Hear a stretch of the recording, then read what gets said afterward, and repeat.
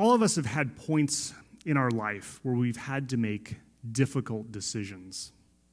A decision that, whether or not we realize it at the time, is going to have a dramatic impact on our life from that point forward.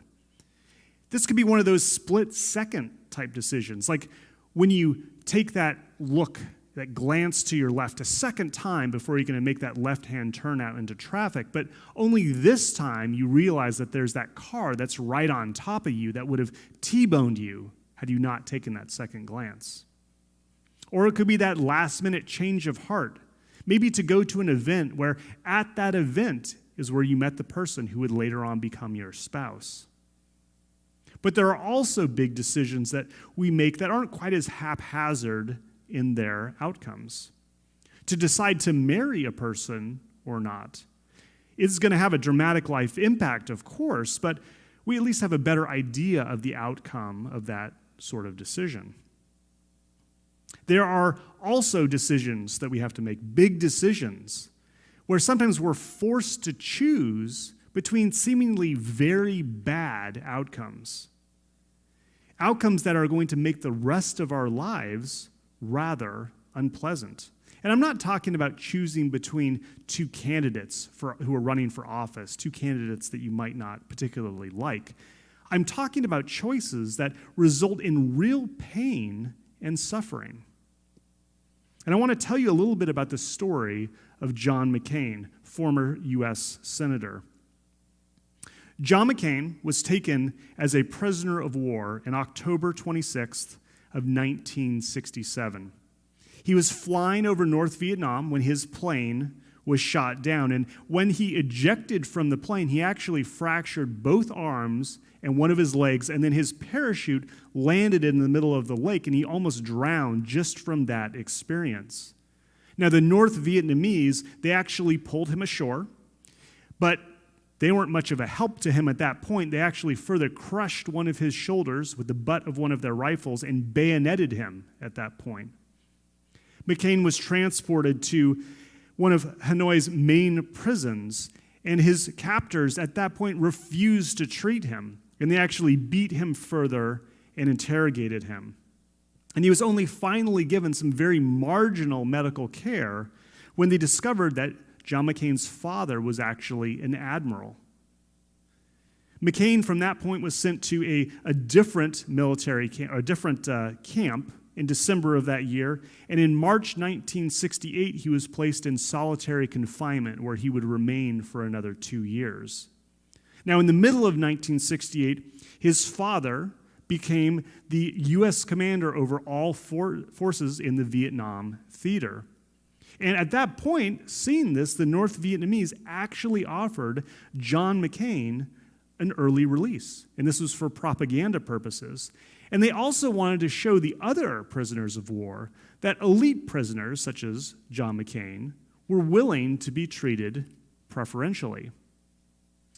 But John McCain refused, of course. He refused to be let go unless all of the soldiers who were captured prior to him were also released, and this was in accordance with the military code of conduct. But he refused. And in the middle of 1968, McCain was subjected to very severe torture, and he was actually brought to the point of suicide. And all of this together did eventually make him come to a point where he yielded to making an anti-U.S. propaganda confession, if you will. But he was continued to be beaten because he resisted any further cooperation with his captors. Now, John McCain was a prisoner of war in North Vietnam for 5.5 years in total. He was ultimately released on March 14th, 1973, along with 108 other prisoners of war. And his wartime injuries from all of that he was subjected to actually left him permanently incapable of raising his arms over his head. Now, you may have different feelings about John McCain. Maybe you were a fan of him, maybe you were not so much a fan of him. But I think that we can all agree that even though he was not perfect, his choice to stay in the prisoner of war camp was the honorable choice. It was the correct choice, but it was a decision that cost him dearly. In our passage for this morning, as we are returning to our Gospel of John sermon series, Pontius Pilate faced a similar sort of dilemma. He had to choose between multiple bad outcomes. Now, to give you a little bit of a background about Pilate, Pilate was the governor of Judea. Now, at this point in history, Judea was a Roman province, and it was a province over the regions of Judah and Samaria, with cities in it such as Bethlehem, Jerusalem, and Caesarea. And Roman provinces were ruled by Roman governors such as Pilate. And the city of Caesarea, which was on the coast, was actually the Roman administrative center of Judea. And it would have been the place that Pilate normally resided. Now, Pontius Pilate was stationed as the governor in Judea around 26 AD, but he was never particularly liked by the Jews. Not simply because he was a representative of the occupying power of Rome, but he had made several blunders during his tenure that really offended his Jewish subjects. And one of these was actually mentioned by Jesus in passing, really without much further explanation, but we can read about it in Luke 13, 1 through 3. And I'm just going to read for you these 3 verses. There was some present at that very time who told Jesus about the Galileans whose blood Pilate had mingled with their sacrifices. And he answered them, "Do you think that these Galileans were worse sinners than all the other Galileans because they suffered in this way? No, I tell you, but unless you repent, you will all likewise perish." Now, we're not going to get into the specifics of what was really going on here in Luke, but about this incident that Jesus was talking about, Bible historians think that there was probably some sort of a protest that was going on by these Galileans at the temple in Jerusalem. And Pilate, in response to this protest, put it down violently, and there was bloodshed right there. So the blood of these Jews, these Galileans, was actually mixed with the blood that normally would have been there in the temple as part of these sacrifices. And naturally, this act would have been extra offensive to the Jews because it happened right there in the temple. So Pilate was not at all liked. But Rome also ruled over other provinces they controlled with appointed kings rather than governors. And Herod Antipas was one such king. He was Jewish, a Jewish king, but he was appointed king over the region of Galilee by Rome. And Galilee was located to the north of Judea. And Galilee, if you remember, contained cities such as Nazareth, Capernaum, Cana, and Tiberias, which was actually the capital of Galilee. Now, for our account today, in John's gospel, we read that Jesus was brought before Pilate for some questioning and ultimately his sentencing. But in Luke's gospel, we know that Jesus was also brought before King Herod, who was this Herod Antipas, the king who ruled over Galilee. And this is going to become important for us to understand in just a few moments. Now, remember that Jesus was being tried right before this great Jewish festival of Passover. And during this festival, the population in Jerusalem would have swelled tremendously because of all the Jewish men who were coming down to the city. And Herod, being a Jewish man, would have also come to Jerusalem, even though it was a city that was outside of his own province. And Pilate would have been there well, not because he was Jewish or really cared about Passover, but because usually a governor, which Pilate was, wanted to be located in any city or any location where the crowds were going to be swelling and rioting even could be possible as these large crowds gathered. So both Herod and Pilate were in Jerusalem at this time, even though neither of them normally resided in that city. Now, a few weeks ago, we read that Jesus was questioned by the high priest, who declared him to be guilty and deserving of death. And now, in the story, Jesus is being taken by the religious leaders to go see Pilate. And we continue now in John 18, in verse 28. It says this, John 18, verse 28. Then they led Jesus from the house of Caiaphas to the governor's headquarters. It was early morning. They themselves did not enter the governor's headquarters so that they would not be defiled, but could eat the Passover. So Jesus was led to Pilate's headquarters. The religious leaders remained outside so that they would not be defiled by entering into that place where a Gentile lived and worked, so that they could ultimately participate in the Passover. Continuing in verse 29. So Pilate went outside to them and said, "What accusation do you bring against this man?" They answered him, "If this man were not doing evil, we would not have delivered him over to you." So the religious leaders were kind of just hoping that Pilate would kind of rubber stamp an approval on their grievances against Jesus and just have him executed like they wanted. But that was not the Roman way, and that was not Pilate's way.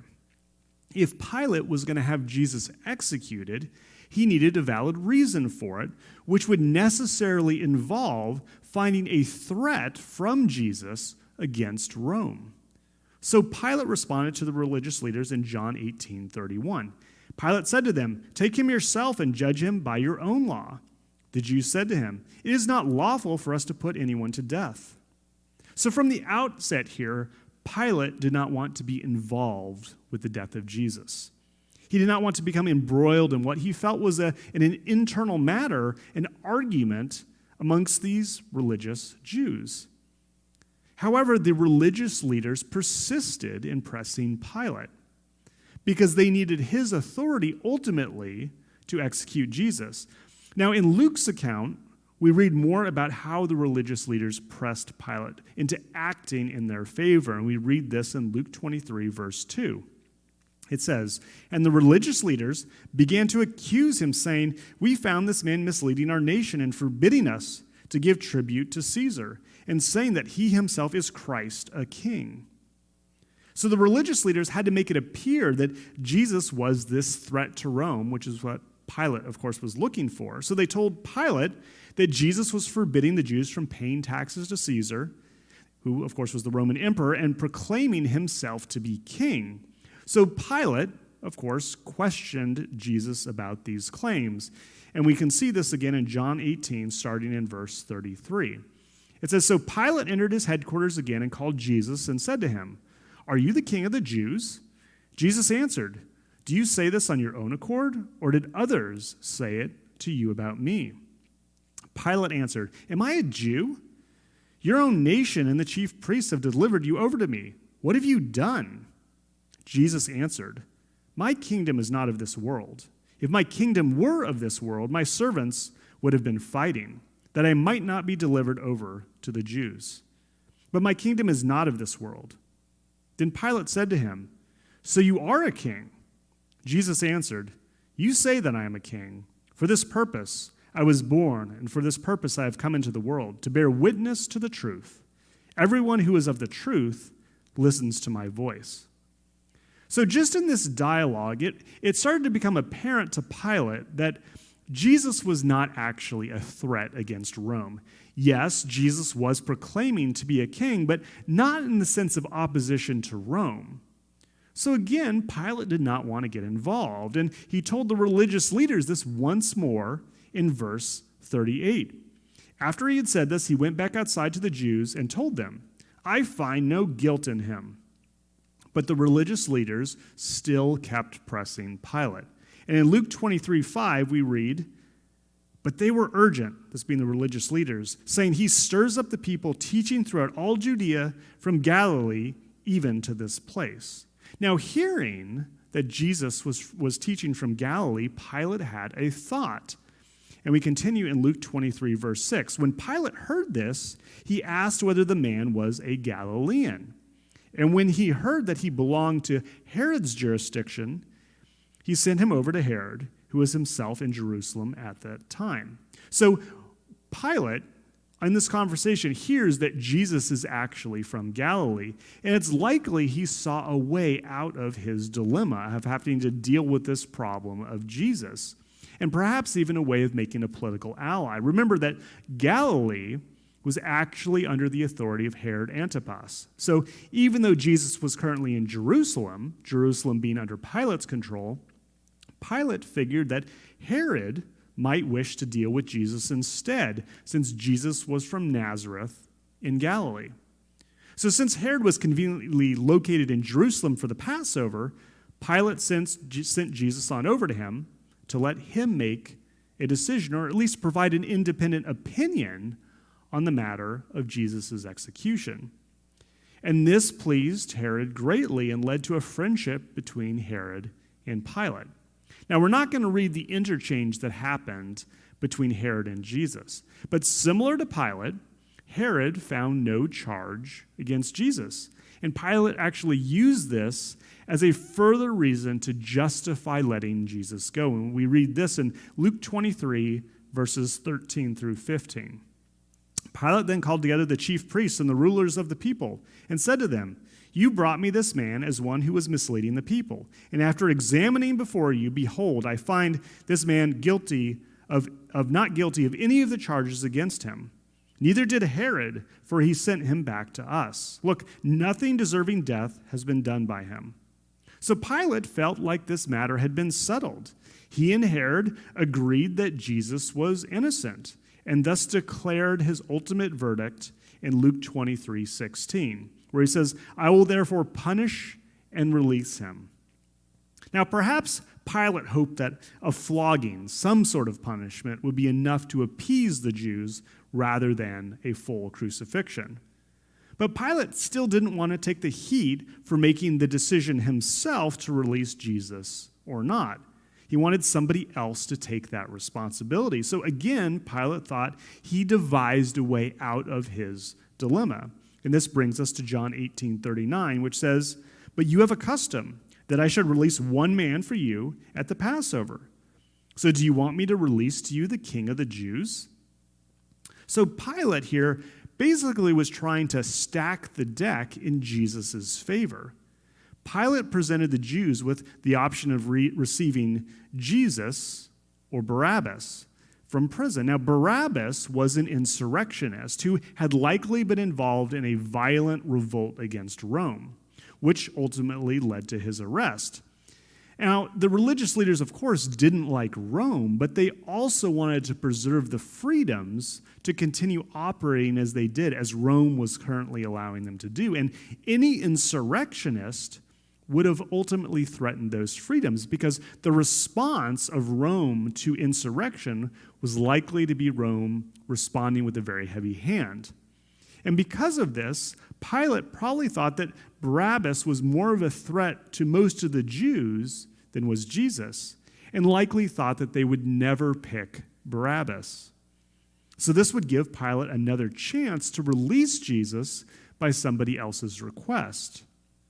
However, the people responded in verse 40 of John 18. They cried out again, "Not this man, but Barabbas." Now Barabbas was a robber.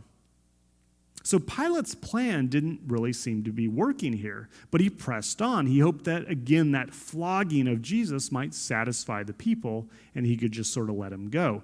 Continuing in John 19, verse 1. Then Pilate took Jesus and flogged him, and the soldiers twisted together a crown of thorns and put it on his head and arrayed him in a purple robe. They came up to him saying, "Hail, King of the Jews," and struck him with their hands. Pilate went out again and said to them, "See, I am bringing him out to you, that you may know that I find no guilt in him." So Jesus came out, wearing the crown of thorns and the purple robe. Pilate said to them, "Behold the man." So Pilate carried out this punishment of Jesus. The soldiers mocked him, and then Pilate once again proclaimed Jesus' innocence to the crowd. Continuing in verse 6. Then the chief priests and the officers saw him. They cried out, "Crucify him, crucify him." Pilate said to them, "Take him yourselves and crucify him, for I find no guilt in him." The Jews answered him, "We have a law, and according to that law he ought to die, because he made himself a son of God." When Pilate heard this statement, he was even more afraid. So rather than all of this satisfying the crowd, the presentation of Jesus again seemed to infuriate them more. They called for Jesus' crucifixion because of his claim that he was the Son of God. And Pilate really didn't even know what to do with all of this. Being a Roman, he believed that it was true that men could actually be gods. After all, Caesar was considered a god. And Roman mythology was steeped in the idea of gods or demigods walking amongst men. So Pilate believed ultimately that Jesus was innocent. That was his belief.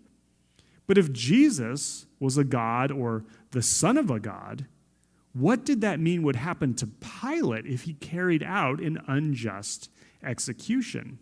And in the next several verses, Pilate once again appealed to Jesus. He wanted to find a way out of this, making this decision. He wanted to release Jesus.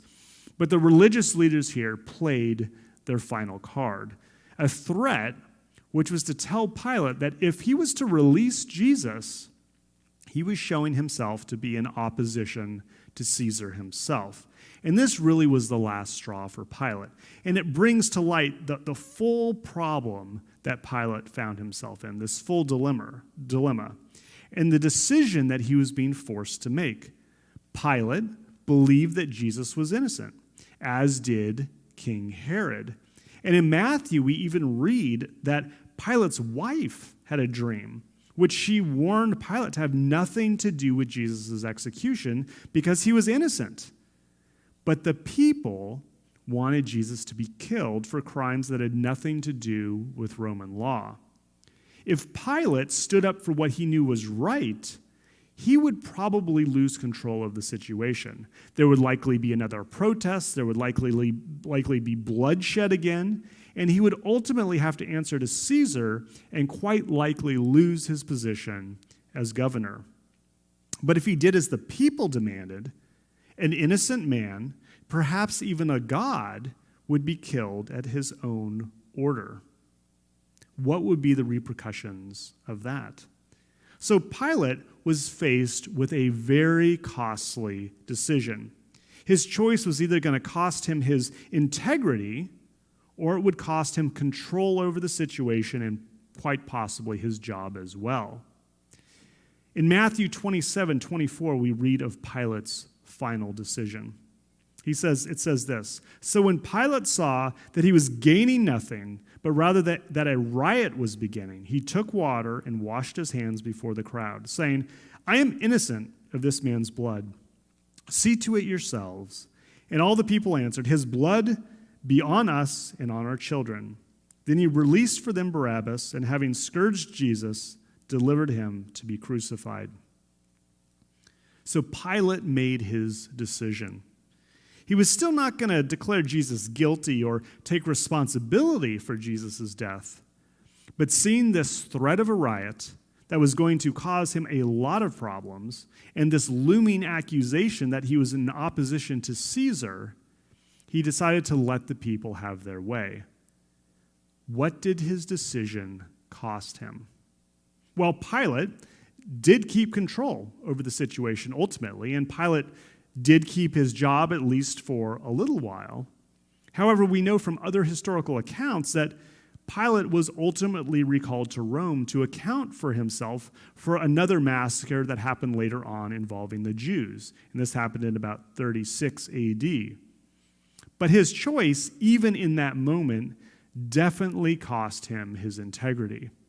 And there's indication that he took his own life in the end. In Matthew 16:24-26,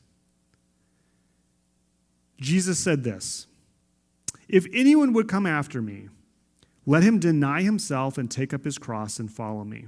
For whoever would save his life will lose it, and whoever loses his life for my sake will find it. For what will it profit a man if he gains the whole world and forfeits his soul? Or what shall a man give in return for his soul?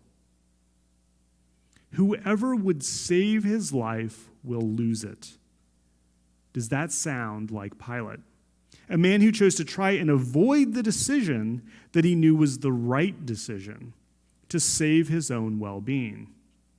For what will it profit a man if he gains the whole world and forfeits his soul?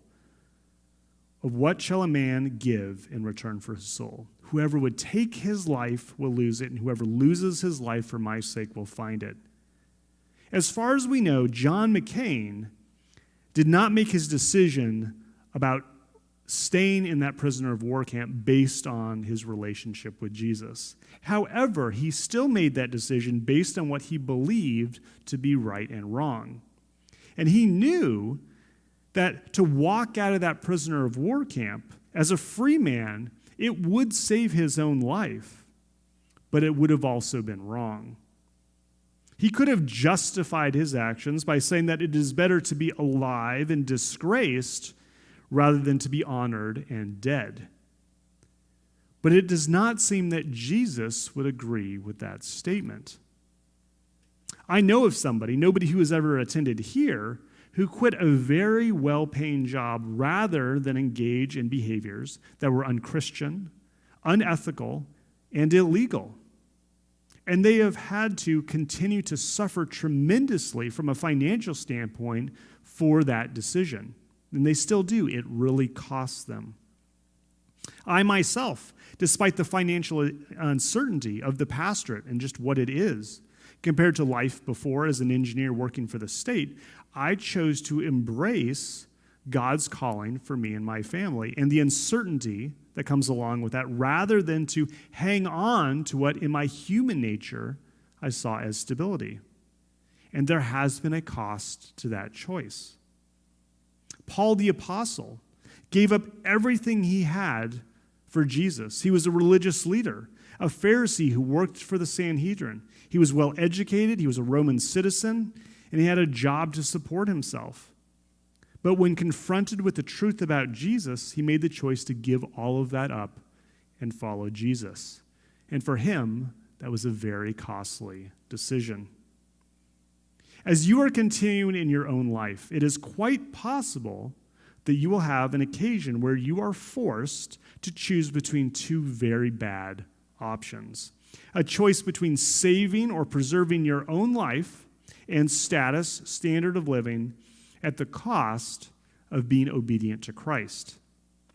Or pursuing Jesus and his mission, doing that at the cost of losing that status. Each decision will cost dearly. But the question is, what are you going to do?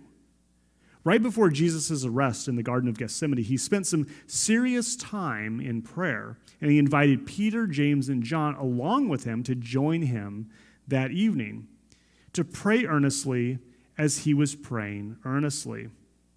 And it says, "And Jesus came to the disciples and found them sleeping. And he said to Peter, 'So could you not watch with me 1 hour? Watch and pray that you may not enter into temptation. The spirit indeed is willing, but the flesh is weak.'" And I believe this is the word that God has for us, Community Alliance Church. Your spirit is willing. My spirit is willing. This is that desire in our heads to do the right thing. But our flesh, our human natures, are weak. Though we may like to think that when the pressure is on, we're going to make the best decision. But when that fear comes creeping in, when the reality of loss, real loss, comes creeping in that moment, we may very likely fail because our spirit is willing, but our flesh is weak. The solution that Jesus offers here is that we pray that we would not enter into temptation. The temptation that Peter ended up falling into. He fell into it denying Jesus 3 times. And this is the temptation that Pilate fell into. The temptation to save your own status in exchange for destroying your Christian witness. The temptation to save an earthly relationship in exchange for denying your relationship with God. The temptation to save your own financial stability in exchange for losing and giving up your calling by Jesus. The temptation to save your own life at the loss of your soul. Pray that you will not enter into temptation. As a church, we are susceptible to this same sort of thing, this same sort of problem. We can have the temptation to focus on ministry only to people who are part of this church, part of this congregation right now, at the loss of reaching out to those who really need it outside of these walls. The temptation to fill our church with people, but at the cost and the loss of actually delivering God's hard truths. The temptation to grow by taking Christians in from other churches at the loss of really sharing the gospel with unbelievers. And these are costly decisions that cost us as a church as well, one way or the other. Costly decisions. But where we are weak, God is strong. Are you praying that you and I and us as a church will not fall into these sorts of temptations when we face these very costly decisions? If not, all of us need to be starting to do this today. The challenge for you that I want to leave you with this morning is to spend your week and even the time right after this service is over discussing it with the people that you are watching this with. Meditating on Matthew 16, 24 through 26, and Matthew 22, 40 through 41. And I have a discussion question for you on the screen right now. Begin today, right after service is over, and ask yourself and ask one another how these two passages speak to you. Let's pray.